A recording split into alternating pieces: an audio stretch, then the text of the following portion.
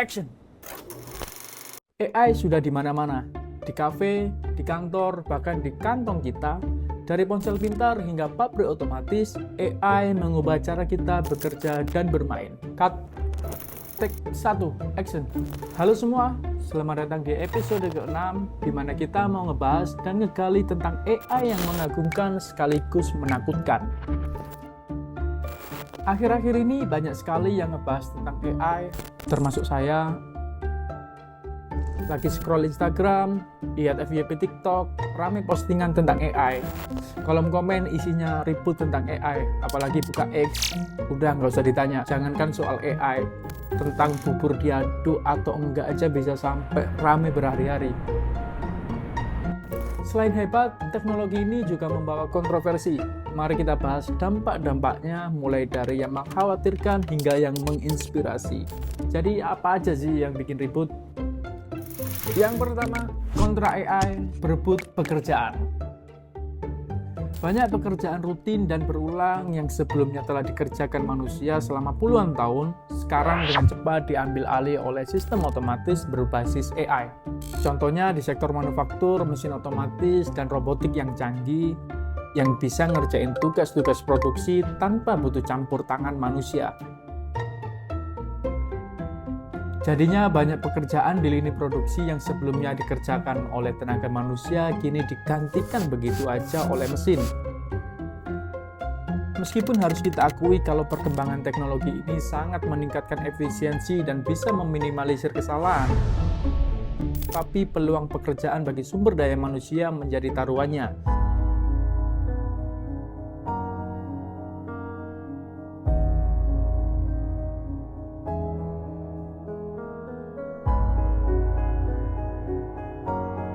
Seleksi alam akan terjadi dan pada akhirnya mau nggak mau manusia harus dipaksa bersaing dengan mesin yang tentu aja nggak butuh cek saldo buat beli nasi bungkus hanya untuk bertahan hidup. Apa kita beneran udah siap? Cut. Take 3. Keamanan dan privasi. Isu keamanan dan privasi juga menjadi perhatian utama seiring dengan semakin berkembangnya AI. Ketika teknologi semakin terintegrasi dalam kehidupan sehari-hari, muncul banyak kekhawatiran akan resiko kebocoran data pribadi dan penyalahgunaan informasi. Sistem cerdas yang bisa memahami pola perilaku penggunanya menimbulkan pertanyaan, sejauh mana kita rela berbagi data pribadi. Meskipun AI membantu meningkatkan keamanan dengan sistem pengawasan dan deteksi ancaman, tapi AI juga dapat disalahgunakan untuk menyusup ke dalam privasi individu. Misalnya, asisten virtual yang mendengarkan perintah kita setiap saat mungkin juga dapat menyimpan percakapan kita, menimbulkan pertanyaan tentang seberapa aman informasi yang kita bagikan. Kalian pernah nggak lagi ngobrolin suatu hal, lalu tiba-tiba muncul rekomendasi atau bahkan muncul iklan di media sosial kalian yang sesuai kalian obrolkan? Padahal kita cuma ngobrol loh ini. Bukan dengan sengaja mencari tahu lewat mesin pencari, lalu muncul rekomendasi karena algoritma. Apakah itu AI? Cut. Take 4. Oke, action. Kekhawatiran etika. Seiring perkembangan AI, muncul pertanyaan tentang bagaimana kita seharusnya menangani keputusan yang dibuat oleh algoritma dan sistem otomatisasi ini. Apa iya AI paham soal moral dan etika? Apakah udah bener nih tindakan kita yang ngasih banyak keputusan kepada AI tanpa pertimbangan moral yang memadai? Kekhawatiran etika juga muncul dalam hal privasi, di mana AI dapat mengumpulkan, menganalisis, dan menggunakan data pribadi tanpa sepengetahuan atau izin kita. Nggak bisa disalahin juga sebenarnya, kan namanya juga artificial intelligence, bukan artificial etik. Untungnya Kementerian Komunikasi dan Informatika cepat menerbitkan aturan etika tentang AI.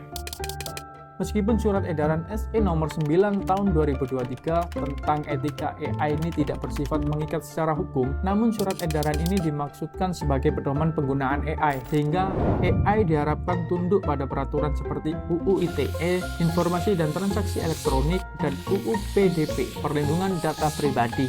Oke lanjut, ketergantungan yang berlebihan. Orang gila mana yang nggak mau kerjaannya jadi lebih cepat? Dan orang gila mana yang nggak mau nikmatin hidupnya dengan santai ketika kerjaannya udah beres? Dalam banyak aspek kehidupan sehari-hari, mulai dari manajemen pekerjaan hingga pengambilan keputusan pribadi, AI memang menjadi teman yang tak tergantikan. Tapi pertanyaannya adalah, bukankah kita menjadi terlalu tergantung pada AI? Apakah keterampilan manusia mulai tergeser oleh mesin? Apa kita sebagai individu kehilangan kemampuan untuk mengambil keputusan tanpa bantuan teknologi? Pertanyaan ini memunculkan kekhawatiran tentang dampak ketergantungan berlebihan terhadap AI dalam kemandirian dan keputusan manusia. Kemudahan dan efisiensi yang diberikan AI memang bikin nyaman, tapi juga menimbulkan pertanyaan penting tentang sejauh mana kita telah bergantung pada teknologi. Oke, kalian pasti tahu film Doraemon kan? Seperti Nobita, apakah benar keputusan cicit Nobita di masa depan mengirimkan Doraemon untuk membantu Nobita agar bisa menjalani hidup lebih baik? Bisa jadi, justru kehadiran Doraemon adalah faktor utama yang membuat Nobita ketergantungan terhadap alat-alat praktis Doraemon dan akhirnya menjadi malas kan? Memiliki makna di dalam kehidupan. Dalam diri manusia terdapatlah unsur ingat duniawi dan Tuhan. Ternyata angka 212 yang tertulis di kapak naga genit dan di dada Wiro Sableng nggak cuma iseng atau buat gaya-gayaan doang. Kalau dari liriknya, simpelnya, angka 212 berarti bahwa semua hal di dunia ini selalu diciptakan berpasangan. Keseimbangan yin-yang, laki-laki perempuan, siang malam, besar kecil. Bahkan Adam yang tinggal di surga masih meminta Tuhan agar diberikan pasangan untuk menemaninya. Nah, begitu juga dengan AI. Selain banyak menuai kontra, terutama soal kekhawatiran tergantikannya manusia oleh mesin, peningkatan efisiensi dan banyaknya hal positif yang didapatkan bagi kelangsungan hidup manusia tentu saja nggak bisa gitu aja kita abaikan. Seperti efisiensi operasional. Keberadaan AI telah membawa efisiensi yang signifikan di berbagai sektor. Misalnya, AI bisa ambil alih tugas-tugas rutin yang berulang dengan melakukan pekerjaan yang bersifat monoton yang memakan waktu. AI membantu meningkatkan produktivitas dan efisiensi, membuat kita bisa lebih fokus pada pekerjaan yang lebih kompleks dan kreatif, sehingga waktu dan pikiran kita dapat dialokasikan pada kegiatan yang lebih strategis. Jadi nggak bakal ada lagi tuh kata-kata, lagi bosen nih bang, 5 menit lagi ya. Sistem AI juga bisa menganalisis jumlah data yang besar dalam waktu singkat dengan tingkat akurasi yang tinggi. Ini bisa buat acuan kita untuk mengambil keputusan berbasis data secara cepat dan tepat tanpa keterlambatan yang disebabkan oleh proses manual. Melalui otomatisasi dan analisis data yang mendalam, AI membawa efisiensi operasional ke tingkat baru, yang mana kemampuan ini tidak hanya menghemat waktu dan biaya, tetapi juga memungkinkan kita untuk beradaptasi lebih cepat dengan perubahan dan mencapai tingkat kinerja yang lebih tinggi. Lagian, nggak bakal ada ceritanya si AI lagi kena mental nih, dia stres gara-gara kerjaan dan butuh healing. Itu nggak ada. Oke, lanjut. Inovasi dan penemuan baru. AI telah menjadi salah satu kekuatan di balik inovasi dan penemuan baru di bidang kesehatan, yang mana kesehatan adalah berkat Tuhan yang paling tinggi untuk manusia. AI bisa membantu dan menganalisis data genetik dan mendukung penelitian terhadap penyakit yang kompleks. Dalam urusan diagnostik, algoritma AI dapat menganalisis data medis dengan tingkat akurasi tinggi. Bisa membantu dokter dan mendeteksi berbagai macam penyakit lebih awal sehingga bisa dicegah perkembangannya. Selain itu, AI juga berperan penting dalam penelitian obat, memprediksi potensi molekul obat baru dengan cepat dan akurat. Dengan kemampuan analisis data yang canggih, AI membantu para peneliti menyusun pola data. Hal ini memungkinkan para ilmuwan menjelajahi solusi dengan penemuan baru di berbagai disiplin ilmu. Lalu, dunia pendidikan juga gak mau ketinggalan berinovasi. Dengan menggunakan teknologi pembelajaran adaptif, AI dapat menyelesaikan metode pembelajaran sesuai dengan gaya belajar. lalu merancang kurikulum yang disesuaikan dengan kebutuhan masing-masing siswa. Ini tidak hanya membuat pembelajaran lebih efektif, tetapi juga membuka pintu bagi metode pembelajaran yang lebih personal. Inovasi dan penemuan baru ini membuktikan bahwa AI bukan hanya sekedar alat, tetapi AI adalah teman untuk menjelajahi potensi tanpa batas di dunia ilmu pengetahuan, industri, dan kreatif. Sekarang, peningkatan kualitas hidup.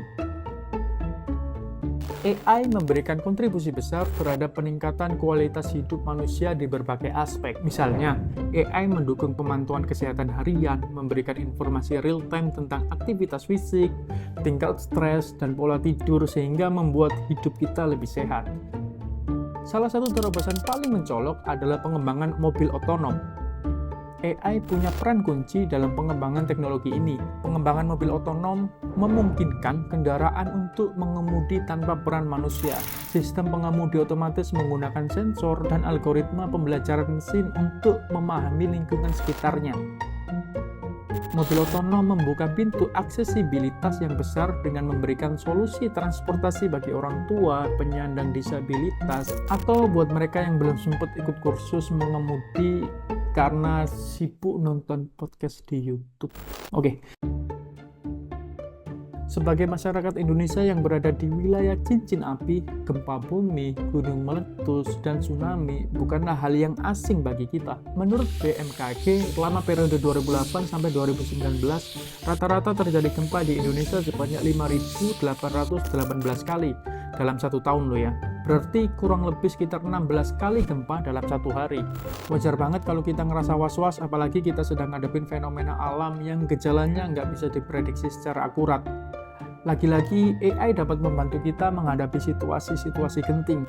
Mungkin sistem peringatan dini berbasis AI dapat memberikan pemberitahuan secara cepat tentang pergerakan alam seperti gempa bumi atau letusan gunung berapi.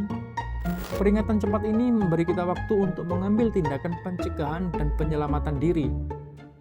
Mungkin juga drone yang dilengkapi dengan teknologi AI bisa digunakan untuk pemantauan bencana, memberikan pandangan secara lebih luas tentang kerusakan dan kebutuhan-kebutuhan darurat. Hal ini membantu kita beradaptasi, bertahan, dan pulih lebih cepat.